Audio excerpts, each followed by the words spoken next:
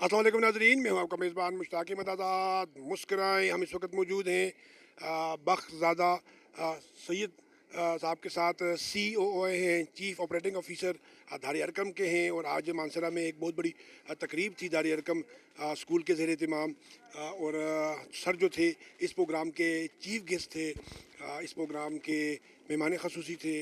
और हम बख्तज़ादा साहब के शुक्रगुज़ार हैं कि वो मानसरा आए और यहाँ पर आके उन्होंने बच्चों की न सिर्फ हौसला अफजाई की बल्कि मानसरा और हज़ारा के तालीमी हलकों का भी उन्होंने मुताला किया, दौरा किया और उनकी भी हौसला अफजाई की। सर, बताइएगा तकरीब के हवाले से, तकरीब आपको कैसी लगी? तकरीब में आपने क्या ख़ास बात देखी? उससे पहले नाजरीन, ज़रा बख्तज़ादा साहब के हवाले से हम आपको बताते चले कि बख्तज़ादा साहब 12-13 साल से दार अरकम से वाबस्ता हैं। इससे पहले भी एजुकेशन से इनकी वाबस्तगी थी। मलेशिया में कुछ अरसे रहे हैं, बेसिकली सवात के हैं। और तालीम दोस्त हैं, स्कॉलर हैं, एजुकेशनिस्ट हैं। सर, फिर एक दफ़ा आपका बड़ा शुक्रिया। ज़रा बताइएगा कि कैसा लगा आपको ये मानसरा, मानसरा की तकरीब, मानसरा के लोग और हमारे ये बच्चे। बिस्मिल्लाहिर्रहमानिर्रहीम। सबसे पहले आपका बहुत बहुत शुक्रिया दुआ चैनल का, दुआ न्यूज़ 24। आप लोगों का शुक्रिया कि आपने वक्त निकाला और इस तकरीब को चार चांद लगाए। बेसिकली जो मानसहरा की अभी भी आप देख रहे हो कि 11 बजे प्रोग्राम शुरू हुआ है और मैक्सिमम ये 2-2.5 घंटे का प्रोग्राम था, लेकिन प्रोग्राम ने तूल पकड़ा और एज़ इट इज़ तमाम लोग जो है वो बैठे हुए हैं और अपने बच्चों को उन्होंने वक्त दिया। और मुझे खुशी इस बात की है कि वालिदैन अपने बच्चों को वक्त देते हैं, उनकी स्कूल की एक्टिविटीज़, उनकी कामयाबी पे खुश होते हैं और स्कूल के साथ ताउन करते हैं। आज का प्रोग्राम इस हवाले से बहुत ज़्यादा मेरे लिए खुशाइन था कि एक तो ये हिफ्स का प्रोग्राम था जो दार अरकम का दार अरकम की एक खूबसूरती है। और आज इस प्रोग्राम में माशाल्लाह 13 बच्चे जो है वो उन्होंने हिफ्स किया और वालिदैन की जो खुशी थी और बाकी जो इलाके के मंदुबीन थे वो भी तशरीफ़ लेकर आए थे। तो बहुत ज़बरदस्त प्रोग्राम और दार अरकम स्कूल मानसहरा के डायरेक्टर सर हारून साहब ने और जो जुमला उनकी जो टीम है उन्होंने बहुत भरपूर तैयारी के साथ इस प्रोग्राम को बहुत खूबसूरत बना दिया। अच्छा बख्तर साहब, दार अरकम ज्वाइन करने का मकसद क्या था? आपने दार अरकम को ही क्यों चुना? इसके अलावा भी बाकी भी बहुत से इदारे हैं जो एजुकेशन से वाबस्ता हैं, पब्लिशिंग के भी हैं, टीचिंग के भी हैं, स्कूल ऑफ थाट के भी हैं, बाकी भी और इदारे हैं, यूनिवर्सिटीज़ हैं।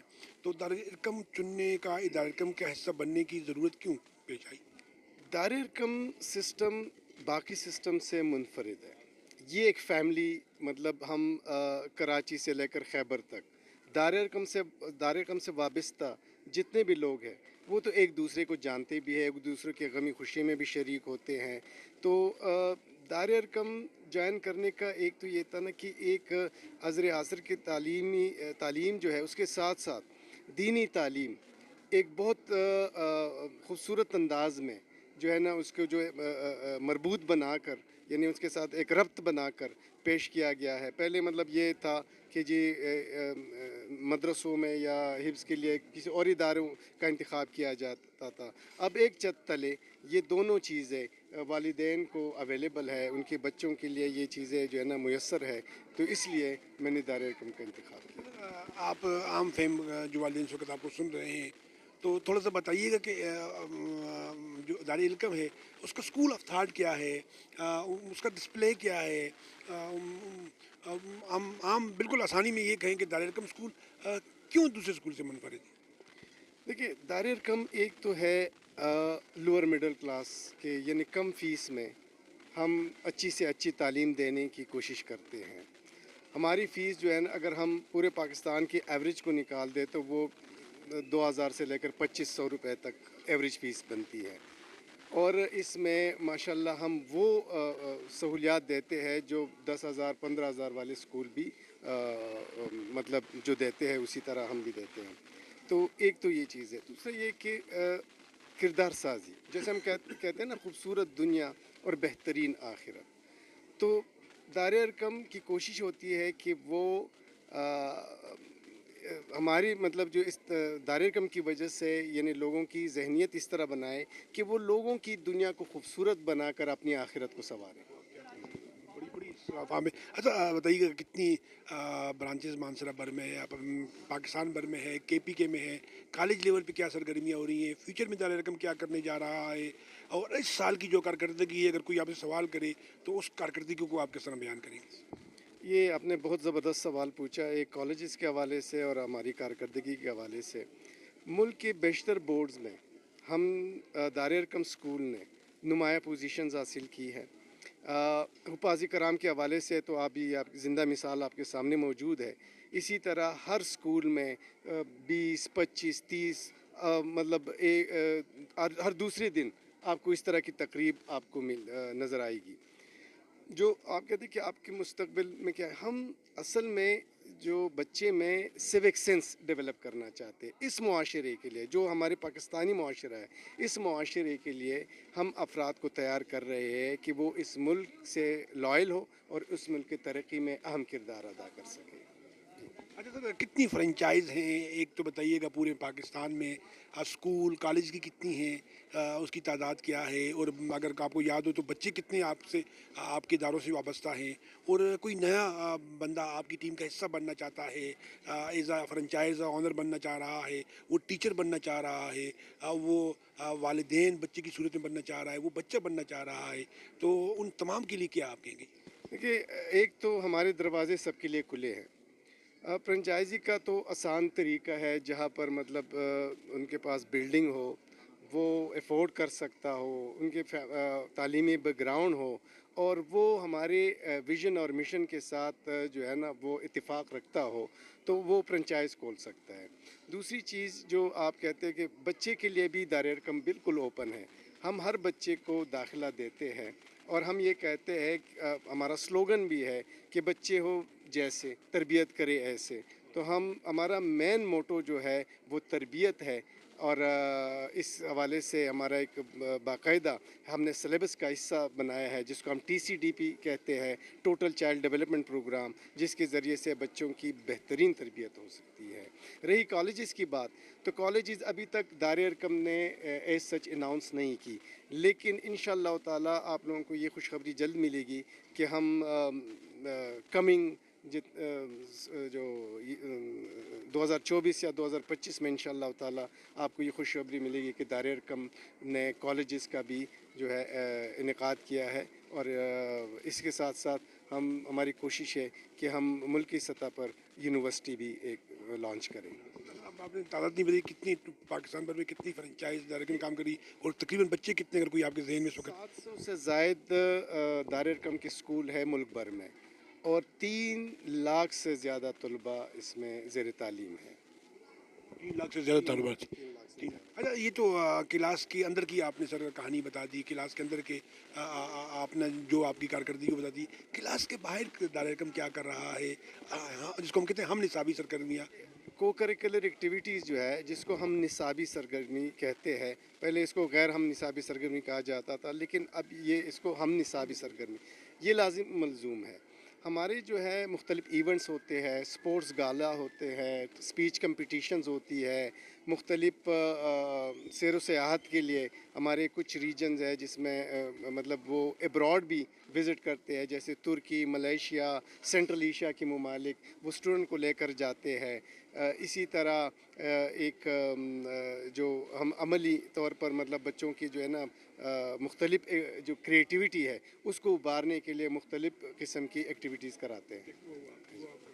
اچھا سر, اب تو یہ بچوں کے حوالے سے بھی ہو گیا, لیکن اگر آپ کے پاس اسٹاف اچھا نہیں ہوئی ہے, آپ کے ٹیچر ویل کوالیفائڈ نہیں ہیں, ٹیچر ٹرین نہیں ہیں, تو آپ بھی اچھی بلڈنگ بنا لیں, بچے لے آئیں, آپ جو کامیابی ہے یا جو آپ کے اہداف ہیں, جو آپ کے اچیومنٹ ہیں وہ آپ حاصل نہیں کر سکتے, تو دارالحکم اساتذہ کرام کے حوالے سے کیا کر رہا ہے؟ مجھے خوشی ہوئی کہ آپ جیسے اینکر سے میرا واسطہ پڑا ہے, آپ بہت زبردست سوالات پوچھ رہے ہیں.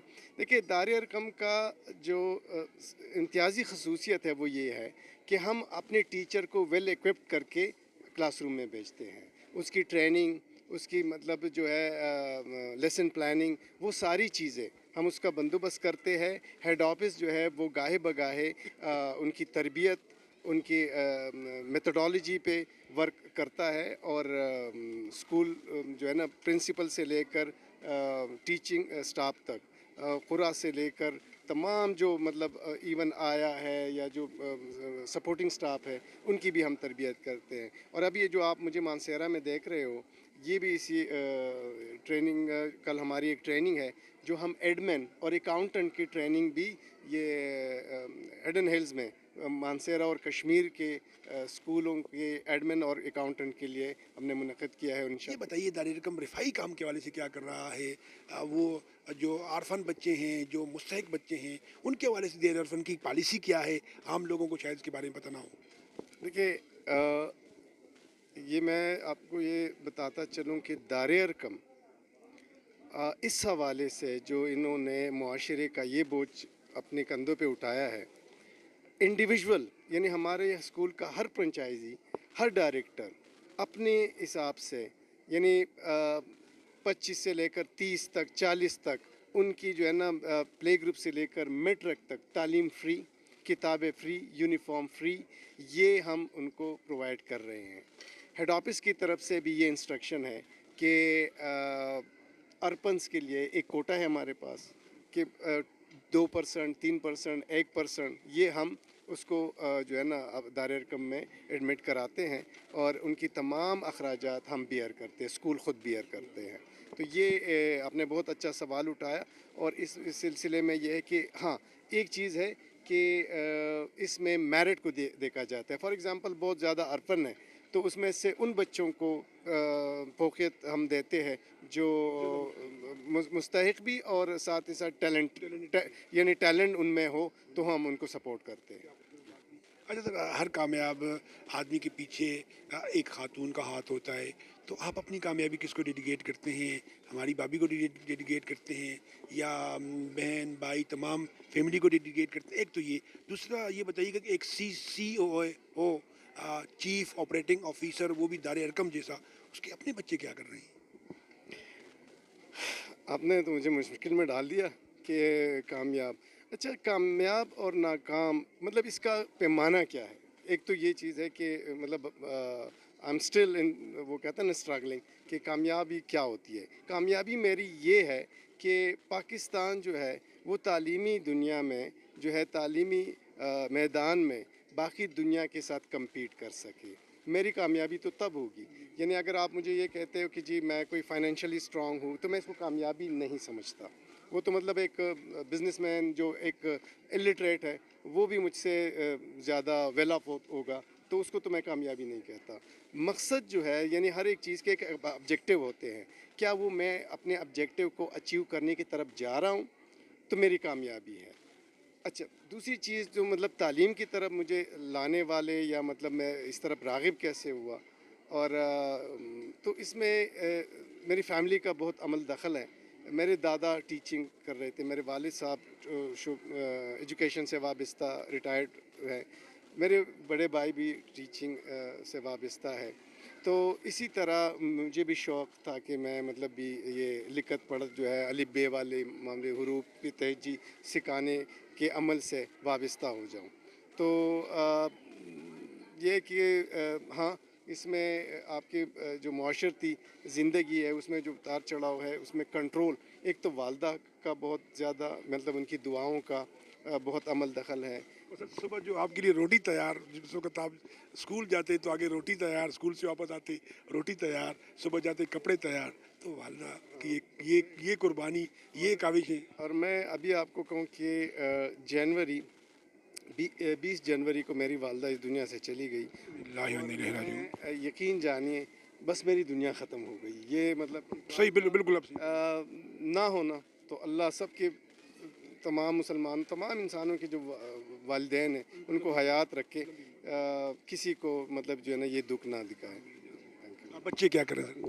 میری 2 بیٹیاں ہیں، 2 بیٹے ہیں. 2 بیٹیاں، ایک بی ایس انگلش کر رہی ہے، دوسری جو ہے انہوں نے ایف ایس سی کیا اور انٹری ٹیسٹ کی تیاری کر رہی ہے.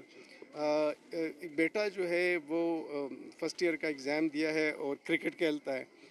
دوسرا جو آخری بچہ ہے وہ فرسٹ ایئر میں ہے ابھی، اور آئی سی ایس مطلب جو کمپیوٹر سائنس ہے اس میں انہوں نے داخلہ لیا ہے۔ بہت شکریہ ناظرین، اسکرین کو آپ ٹچ کیجیے گا، اس کو زوم کیجیے گا، بغداد صاحب کو آپ دیکھیے گا، ان کے چہرے کو دیکھیے گا، آپ کو نہیں لگے گا کہ یہ اتنے بڑے بڑے بچوں کے والد ہیں۔ اس کی وجہ کیا ہے؟ یہ خوشیاں بانٹ رہے ہیں، یہ سکون بانٹ رہے ہیں، یہ ایجوکیشن بانٹ رہے ہیں۔ اور سر آپ کامیاب ہیں ہماری نظروں میں، کیونکہ لوگ آپ کا انتظار کر رہے تھے کہ بغداد صاحب آئیں اور ہم ان کو سنیں۔ ہم آپ کا انتظار کر رہے تھے، جب آپ گفتگو فرما رہے تھے تو لوگ ہمتاً گوش ہو کے آپ کو سن رہے تھے۔ یہ کامیابی ہے، اللہ اسی طرح آپ کو کامیابیاں عطا کرے۔ اللہ ہماری تعلیمی ادارے جو ہیں، مدارس، مساجد، اسکول، خانقاہوں کو آباد رکھے، تاکہ ہمارے درمیان جو ہے وہ شعور پروان چڑھتا رہے، اور آپ جیسے شخصیات اس میں ابھرتے رہیں اور ہماری رہنمائی کرتے رہیں۔ پروگرام کو لائک کیجیے گا، شیئر کیجیے گا، کومنٹس میں بغدادہ صاحب کے چاہنے والے، اچھی ایجوکیشن کے چاہنے والے اپنی موجودگی کا احساس ضرور کیجیے گا۔ مسکرائیے۔ ہم بغدادہ صاحب کے ساتھ مانسرہ میں موجود ہیں۔ جاتے جاتے بغدادہ صاحب میسج دے کے جائیے گا جی۔ میرا تو بس مانسیرا کے عوام سے یہی جو میں نے اسٹیج پہ بھی کہا کہ ٹیچر کو فورس نہ کریں، ٹیچر پہ فورس نہ، پریشر نہ ڈالے، ان کو آزاد چھوڑیں۔ جیسے میں نے ابھی ذکر کیا کہ 2 دنوں کی کاوش سے انہوں نے بہترین پروگرام آپ کو دے دیا، کیونکہ ان کو ہم نے بتایا تھا کہ جی جیسے آپ کی مرضی اسی طرح پروگرام کنڈکٹ کرو۔ تو اس لیے اگر ہم پیرنٹس نے ان پہ پریشر کرنا چھوڑ دیا تو انشاءاللہ تعالی ہم آپ کو بہت زبردست پروڈکٹ دیں گے۔